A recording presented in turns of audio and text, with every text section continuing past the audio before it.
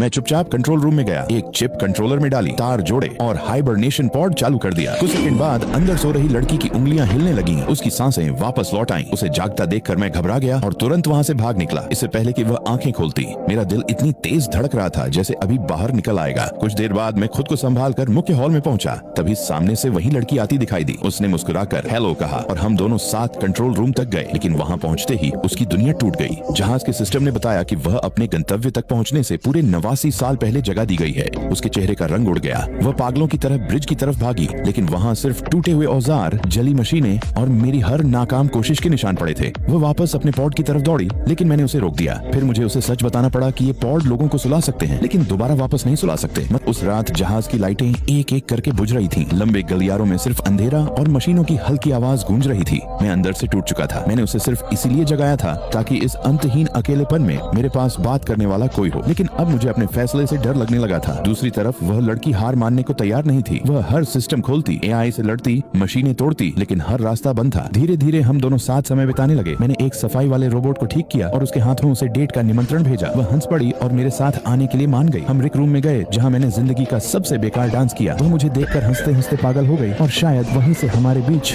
सब बदलने लगा। कुछ दिनों बाद मैं उसे जहाज के एयरलॉक तक ले गया। मैं पहले से स्पेस सूट पहन चुका था। अगले ही पल वह भी मेरे साथ अंतरिक्ष में आ गई। चारों तरफ सिर्फ तारे थे, गहरा अंधेरा था और हम दोनों बिना वजन के अंतरिक्ष में तैर रहे थे। मैंने उसका हाथ पकड़ा और उस पल मुझे लगा कि शायद अब जिंदगी फिर से खूबसूरत हो सकती है। हम साथ जन्मदिन मनाने लगे, दूर चमकते सूरजों को देखते और धीरे धीरे एक नई जिंदगी बनाने लगे।